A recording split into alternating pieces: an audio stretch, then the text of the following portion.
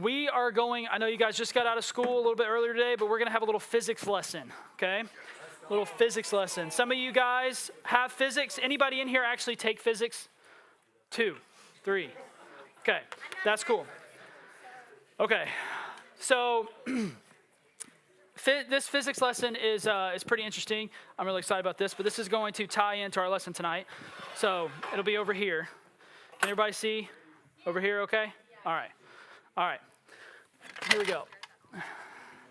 There's going to be two terms I'm going to talk about, and it's going to really tie in tonight. You might be saying, I have no idea where you're going, Brother Aaron. That's okay. You will in just a second, all right? Okay. This is a bowling pin, right? Nothing special, just a bowling pin. It's kind of light. It's not even the real stuff, okay? It's just fake, and it even says Awana on it, back from like 2001 when Awana was here, okay? So, this right now has 0 of something called potential energy, okay? Has everybody heard that word potential before? Okay, good. So, potential energy. So this right now has 0 potential energy, and I'm not going to dive deep into this, but I'm just going to talk about it a little bit, okay? 0 potential energy, because this has the potential, if it'll stop moving, to do absolutely nothing in and of itself, right? It can't move by itself. There's nothing that it can do. It has no potential whatsoever. I know. Well, just bear with me, dude. All right? But now it has tons of potential energy. What's the potential that it can do? Fall. It can fall, right? It has 0 potential energy. Now it has tons of potential energy, okay? So I'm going to hold it up as high as I can, and I'm going to let it fall, okay? Now, every time it comes to a peak, guess what? It is transferring energy. It is going from potential energy to what's called kinetic energy when it is actually moving, right? And a pendulum is interesting because you actually see both of them exchange in an instant, right? Because as soon as it swings back up here, before it starts going down, it has potential energy again, and then it goes into kinetic energy, okay? Does everybody understand? Everybody with me? Okay. So this has 0 potential energy. None. It can't do anything of it in and of itself. But if I pull it all the way back here, it has a lot of potential energy, right? And you can go into equations, talk about mass and all this kind of stuff. We're not going to do that, okay? But the potential energy that you have up here. Now, if I were to leave this here and I were to scream at it and yell at it and say, why don't you meet your potential? Why don't you do something? Can it do anything? No, it can't do anything, okay? In order for it to have potential, I must act on it. Something about this has to change. It can't stay where it's at. It must change. Potential can only come when something else acts on it. Does everybody understand? Okay, so right now it has potential, and now it's kinetic. Okay, does everybody understand? How many of you guys, if I just let this go, would watch that instead of me the entire time? Yeah, I probably would too. I don't blame you. Okay, so I'm not going to let it go. Okay, so I'm just going to leave it right here. In fact, I think I'm going to untie this just because. I'm going to stare at it all night. Yeah, you guys are just going to watch it. Okay, there you go. I'm going to leave it right there. It's not going to move. All right? So, potential energy. Potential means that it's not happening yet, but something can happen. But in order for something to have potential energy, there must be something else to change. There must be something to change that makes the potential a reality, okay? See, God sees everything that he could do in our lives. And he wants us to see it too. See, God sees the potential that we have. Just like we saw that pendulum, we could see the potential. When we let it go, the potential was going to be that it was going to swing. God sees the potential in our life, but it is so easy to coast and to never step out of our comfort zone or to never think that we can amount to anything because we don't see the potential that God sees. Yet God is looking for someone who can step out by faith and live out the potential that he sees in them. Often, many people live captive to their identity that has been projected on them by someone or something else, and they never try to do more than what they're told they can do.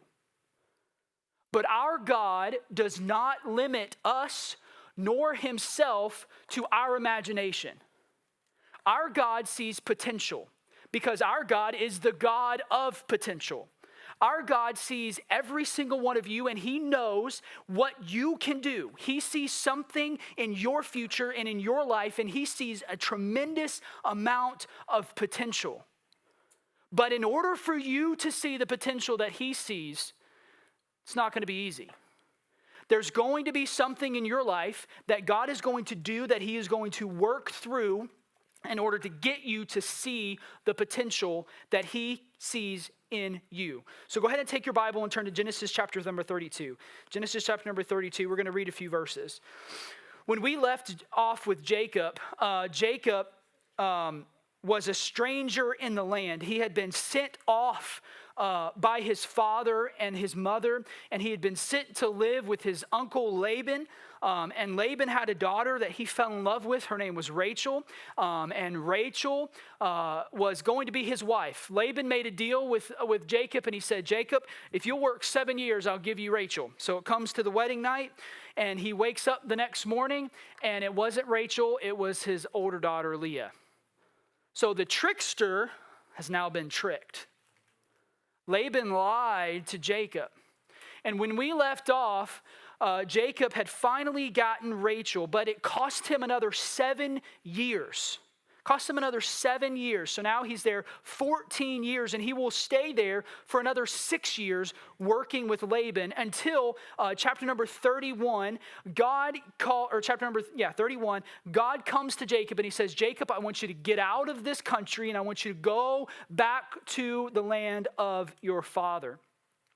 So in Genesis chapter number 32, we see this process of him starting back. Last week we saw God meet Jacob, give him a vision when he was all alone on his way to Laban's house. And he said, I am going to be your God, and I am going to bless you, and I'm going to give you the same thing that I gave Abraham, and I'm going to give you. And now Jacob has been with Laban for 20 years, and now he's going back to the land of his father.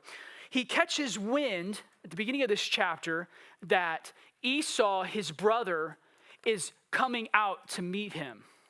So he sends messengers out ahead of him and he says, go find out and see if Esau is still mad at me or not. And go see if Esau will just leave me alone. So they come back and they say, no, Jacob, Esau is coming to meet you. He's coming to see you again. So Jacob goes and he devises this whole plan. He's going to set groups of his servants and of his cattle in different groups all along the way. And they were going to have space between them. And then he was going to be at the very, very end.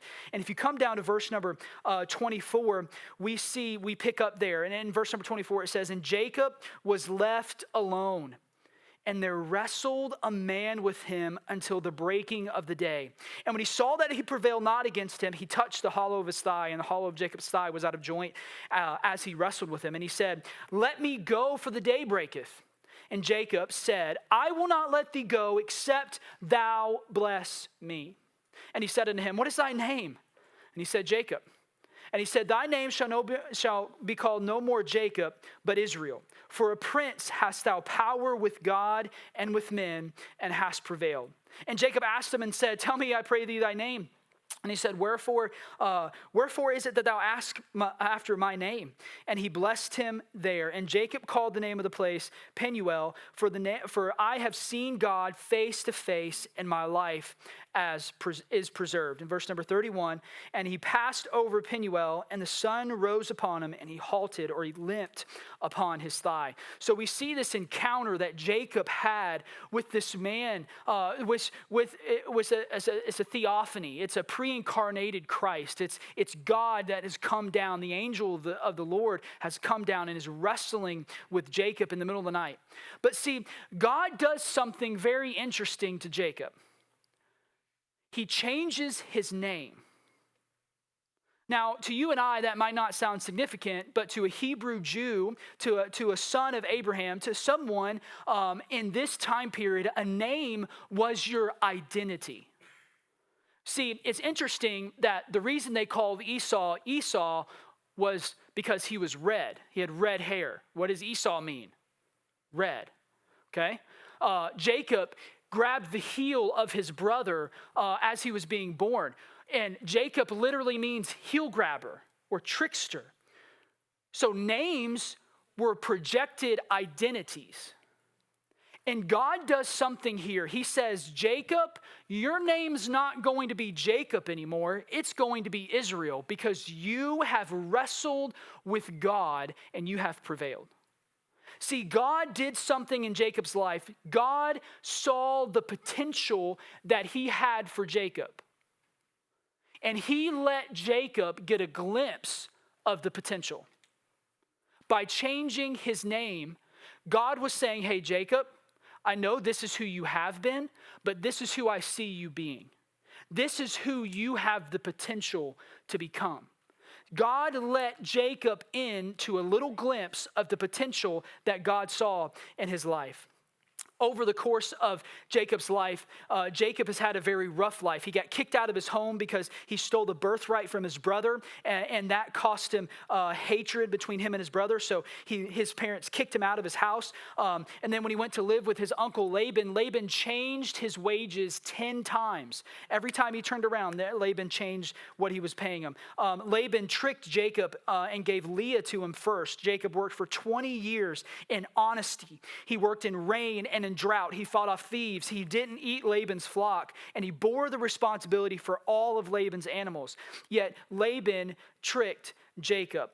Once Jacob left Laban, Laban comes chasing after him and he says, you've stolen my gods. Why did you steal my gods? Jacob says, I didn't take anything of yours. You need to search. You can search my whole tent. I didn't take anything of yours. And so they end up, which is actually, Jacob's wife stole her father's idols. That was an interesting thing.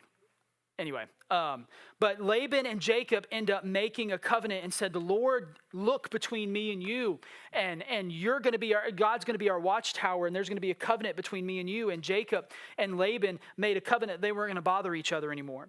So Jacob has had an extremely rough life, and as soon as he leaves Laban, he turns around and Esau is about to meet him, and he is afraid that Esau is going to kill him. And eventually Jacob finds himself all alone. And that's where God met him. That's where God met him and wrestled with him all night. The wrestling match resulted in a name change. But it wasn't just a change of name. It was a change of identity. It was a change of potential.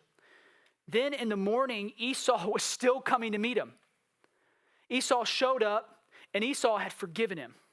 The Lord worked in Esau's heart, and Esau forgave Jacob, and they embraced and they made amends. Eventually, in a few chapters, we're going to see Jacob and Esau together bury their father Isaac. This is all God working and showing Jacob the potential that he has.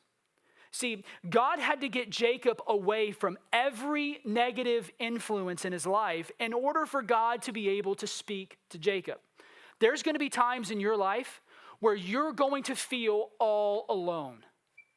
You're going to feel like nobody's there. Nobody's on your side. Nobody is around you to support you, to encourage you. But that is when you need to turn to God, because that is when God is wanting to show you the potential that he has for you. All of Jacob's effort, he had this great scheme of putting a group of animals and servants out in front, and then another group, and then another group, and then another group. And then he separated the kids with his handmaids, and then he separated Leah because he didn't like her as much as Rachel, so he put Leah out first, and then he had Rachel, and then it was him. Ladies, don't look for a guy who's going to use you as a human shield, okay? And then it was Jacob. Jacob had this great scheme, all in an effort to try to protect himself, all in an effort so he wouldn't have to fight Esau. But guess what? That was the very thing that God used to fight and to wrestle with Jacob. A lot of times you're going to go through life and you're going to go through situations and there's going to be difficulty and you are going to feel all alone. But it's in that moment that is when God is wanting to show you, he's wanting to work in your life. Potential sometimes requires being pushed to the point of desperation. That's exactly what happened to Jacob. If you can imagine, if you've ever wrestled or fought or anything like that, you know the extreme physical exhaustion that simple 9-minute round will take in boxing or 3-minute round in MMA. You know the physical exertion and exhaustion that you would feel. And so Jacob wrestled with God all night, and the day was breaking and God was trying to get away. And do you think God could have gotten away? Absolutely, he could have. But he didn't. He said, let me go. And Jacob said, I'm not going to let you go until you bless me. I'm not going to wrestle all night for nothing and have nothing to show for it. No, before I let you go, you have to bless me. Potential comes on the other side of being pushed to the point of desperation. Because Jacob's desperation, Jacob's fight, Jacob's wrestle brought God into the place where God changed his name. Jacob had been wrestling with everybody his entire life. He wrestled with his father, he wrestled with his brother, he wrestled with his uncle, but now he wrestled with God. And it wasn't until he wrestled with God that he experienced the blessing of a name change. It wasn't until he wrestled with God that he experienced the potential that God had for him. See, the name change, the blessing, required Jacob to admit who he was. Every time that Jacob said his name, he was admitting that he was a trickster, that he was a liar, that he was a supplanter. Every time that Jacob would go and he would meet someone that he was trying to trick or trying to supplant, he would say, I am the son of Isaac, or I am your nephew. He never gave his name. But when God said, what is your name? There was nowhere for him to run. Jacob admitted who he was. Jacob had to come to the point where he said, God, this is who I am. I am a liar. I am a trickster. I am selfish. I am proud, and the only person I care about is myself. That's what Jacob said. This blessing came on the other side of Jacob finally understanding who he was in the light of God. He had to admit his shortcomings. He had to admit his failures. Jacob had to lay it all on the line. He confessed his name and his true nature. But then God changed his name. God showed him the potential that he had for Jacob. See, I think of some other people that God showed potential to and God had potential for, but they never knew it. I think of Joseph, who was hated by his brothers and eventually sold into slavery and then lied about and put in prison for years, and eventually he became the second most powerful man in the world. I think of Moses, who his own people despised him, yet he ended up leading them out of the land of Egypt. I think of Joshua, who was nervous about stepping into the role following Moses. I think of Rahab, who was a harlot that ended up in the lineage of Jesus Christ. I think of Gideon, who God, the angel of the Lord, said, thou mighty man of valor, when he was behind a wine press pressing wheat. I think of Ruth, who left her home to follow her mother-in-law, who said, your God will be my God. She gave everything, and eventually she was in the line of Jesus Christ. I think of Esther, who for such a time as this was placed as the queen of the Medes and the Persian Empire to save God's people. I think of David, who was the end of the line of his family, who was forgotten about, left in the field, and God said, when others see a shepherd, I see a king. I think of Nineveh, when Jonah was willing to give up on an entire city, thousands, hundreds of thousands of people. God said, no, I want Nineveh. I think of John, who was a crazy man, who wore camel hair and a leather belt, but yet God used him in a mighty way to prepare the way of the Lord. I think of Peter, who was just another normal person, whose name was Simon, who was a fisherman, but God called him. And on the day of Pentecost, 3,000 people got saved. I think of Thomas, who was called Doubting, yet he went to India and spread the gospel to India before he died a martyr's death. I think of Paul, who wrote 14 books of the Bible, who went to missionary journey after missionary journey after missionary journey and started churches all over the world. And then I come to you. The potential in this room is unmatched anywhere else. God has amazing things in store for you. The potential that he has for you, for your individual life, is one that God has a plan. For the rest of your life, he has something that he wants you to do.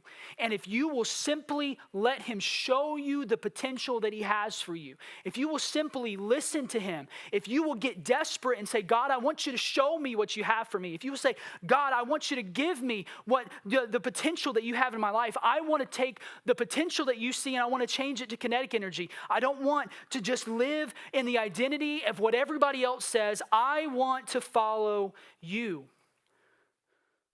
That's the God of potential. Now, the potential that you have is unmatched. God is looking for partners on the earth to expand his kingdom, to win people to Christ, to do amazing things in the world, and he wants you to be a part of them. In order to see our potential, we have to understand a few things. First of all, we see the source of our potential. We see the source of our potential. See, the potential that was in Jacob's life was not because of Jacob. It was because of God. The person of God is where we get our potential from. Jacob had nothing in his life other than what God had given him. And when God changed his name, the significant part of this name change was not that he wrestled. It was not that he fought. It was not that he persisted. No, rather it was the God he wrestled with. See, the source of your potential is not found in yourself. It's found in God. And God owns a cattle on 1,000 hills. God is the one who is the Alpha and Omega, the beginning and the end. There is no beginning with him. There is no ending with him. God owns everything. He is the Almighty God, Elohim, Elyon. He is the Almighty creator of the world. He is the Most High God. See, it's interesting. Just the chapter before, Laban comes and accuses Jacob of stealing his gods. And I can imagine the frustration that comes over Jacob. But the whole time I'm reading the story, I'm thinking, how sorry must your gods be that they can be stolen? How sorry must these idols be that you have to build them up, that you have to make them, that you have to shape them, that you have to give them. And not only that, but there has to be one for the moon, there has to be one for the sun, there has to be one for the stars, there has to be one for the land, there has to be one for the cattle. No, our God is God over all. He doesn't have to be propped up by anybody. He doesn't need you and he doesn't need me, yet he chooses to work in our life. The God that sees the potential in your life is the one that cannot be stolen, that cannot be bought, that cannot be sold. He is the one and only true God. And if you want to see potential in your life, don't look at social media. If you want to see potential in your life, don't look at sports. If you want to see potential in your life, don't listen to anybody other than God. There's a lot of people that have built up idols in their life, and they are looking for potential and identity in those idols instead of looking at the one true God. Let me tell you something. Social media can be bought. Sports, yeah, you can lose that. Look, God will never fail. He will never lose. He will win every battle he's fought, and the potential that he sees in you is limited only to himself. And God cannot and will not be limited. The potential God sees in you is not because of what others think of you or even what you think of yourself. It is based on God and his ability to work in your life. If you want to see potential that can turn this world upside down, if you want to see potential in your life who can win your friends to Christ, who can take your friends who have said, nah, I don't want to go to church, nah, I don't care about God, to someone who loves God, someone who loves church. You want to see that kind of potential? The only way you're going to find that potential is through the God of potential.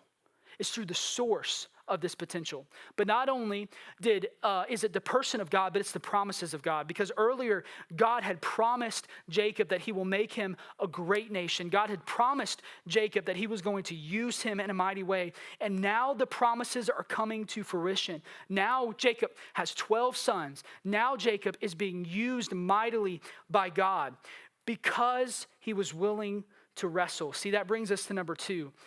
It's the process of potential. It's the process of potential.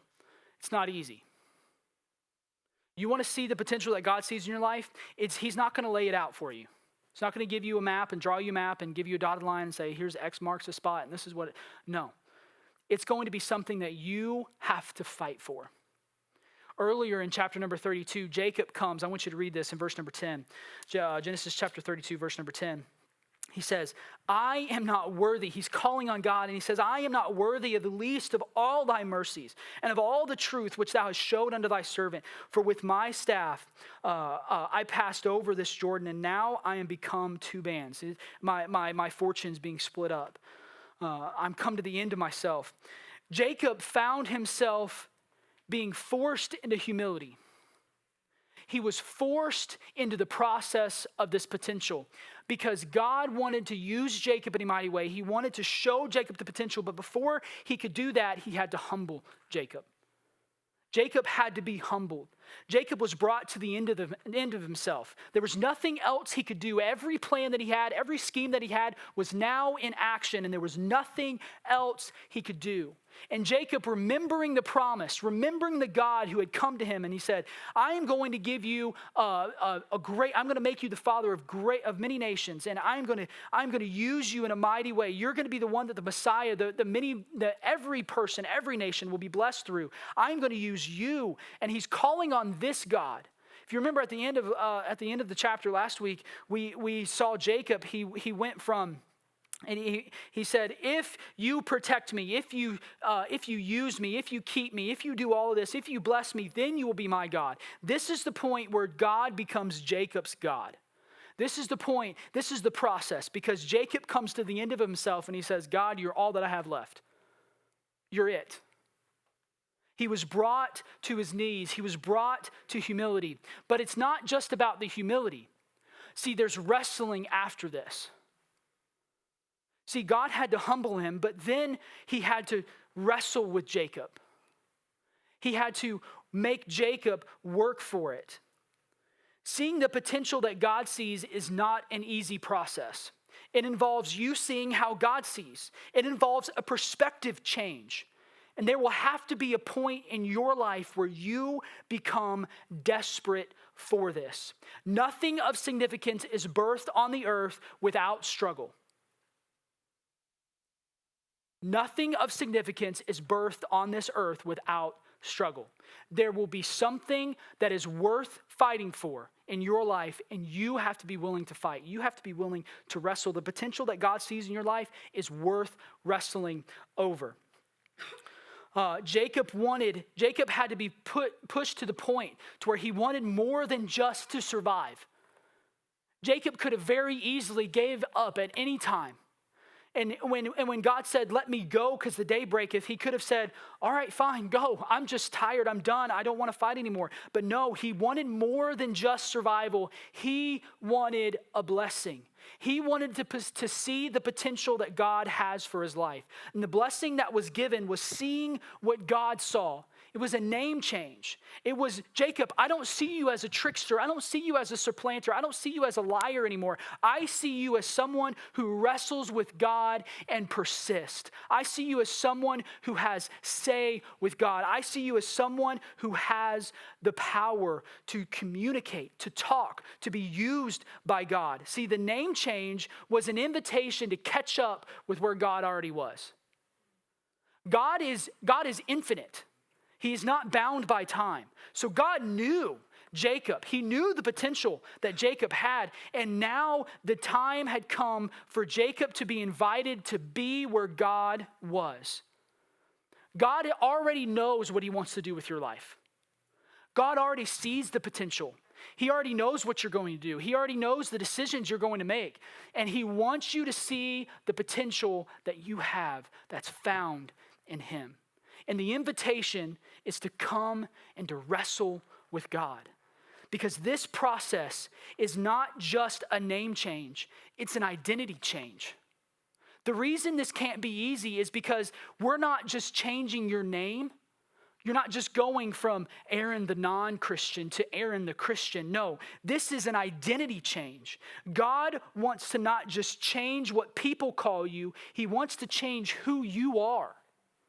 He wants you to reach the potential that he has for you. So why can't God just tell me my potential and then I'll just live up to it?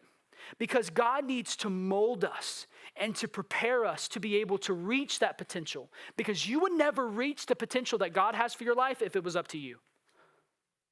Because it's far more than you can even imagine.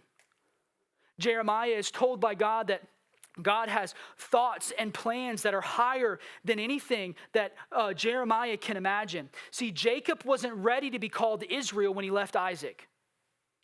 Jacob had to go through the excruciating pain of being kicked out from his home, and then he had to go and experience being tricked and being lied to and working for 20 years and having his wages changed and going through the frustration of working for another person before he was ready to wrestle with God and before he was ready to have his name changed. The whole reason why we have to wrestle is because God wants to make us ready. See, God is looking for partners on the earth to do the simple, everyday task of obeying and following him and wrestling with him to reach the potential that God sees so they can stand in the gap. Ezekiel talks about God saying, I've searched the world over looking for someone to stand in the gap and I have found none. God is looking for partners and he wants you to be one of them.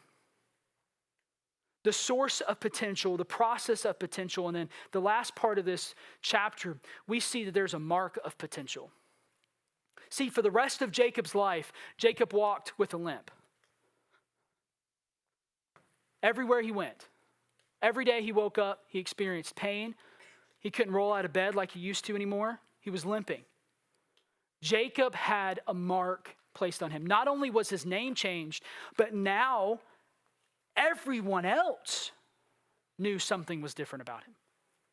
Everyone else could see how he wrestled or how he had been marked by God. Jacob was marked that night not only with a name change, but with a limp. Every day he would wake up and remember that night. He would remember what God told him. He would remember the potential and the promise from God. When you wrestle with God, you will never be the same. Your attitude will be different. Your speech will be different. Your behavior will be different. Your countenance will be different. Your desires and your focus will be different. You're not going to want the same things anymore. You're not going to be focused on the same things anymore because you are with God. And you know what you want when you're with God? You want more of God. This mark is something that is a result of being with God. I think of Moses when he came down off the Mount Sinai. The Bible says that his face shone from being in the presence of God and they had to cover his face. They couldn't even look at him. After you spend time with God, you should be different than you were before. And you should definitely be different than those around you. You can't live like the world and expect to be with God. You will never live out your potential unless you are changed. And being in the presence of God changes you. We have too many people who are seeking to make an impact, and they want to live up to the potential of God, but they still want to look and act like the world. They still want to look and act like they've never been changed by God. They still want to be just the same they were. They want the presence of God, but they want the acceptance of man. They want God to bless their efforts and to live up to the identity from the world. See, you can't have both. If you're going to wrestle with God and you're going to see the potential that God sees for your life, you will be marked. You will be different. If you're not, you haven't seen the potential that God has for you. See, this name change was so much more. It was an identity change. God changed Jacob. For the rest of Jacob's life, God would be marked by the potential that God showed him that day. So tonight, I want you to see the potential that God has for you. I want you to see the God of potential. Understand the source of potential is not you. The source is not Instagram. It's not what anybody else says. The source of potential is the person of God. God is not limited except by our faith. The potential that God sees in you is found in the source of God himself. So in order to see the potential that God sees in you, you've got to go to the source. Tonight, you might need to say, God, I'm done looking for my identity and my acceptance in social media, or I'm done looking for my identity in sports. I'm done letting that be who I am and what I am. Rather, I'm looking to you. Tonight, you might need to just wrestle with God. You might need to hold on to him and say, God, I'm not going to let you go until you show me what I'm supposed to do. I'm not going to let you go until you work in my life. I'm not going to let you go until you give me the boldness to go talk to my friends, or until you say, until my friends come to church. I'm not going to let you go. I'm going to wrestle with you. Some of you might need to be humble. You might need to humbly admit that you've been living for the world. You've been living for yourself like Jacob. You've been a trickster. You've been a liar. Some of you might just need to humble. And then embrace the mark. Don't be afraid. Don't be afraid that you're going to be different. Don't be afraid that you should smile more. Don't be afraid that somebody might come up to you and be like, hey man, you're not the same. What changed? Don't be afraid that somebody might come up to you and say, hey, why are you so nice to me all of a sudden? Because when you see the potential that God sees in you, you will forever be changed. You will be marked. Every day you will wake up and you will remember what God has showed you. Embrace the mark. So tonight, see the God of potential and see the potential that God has in you.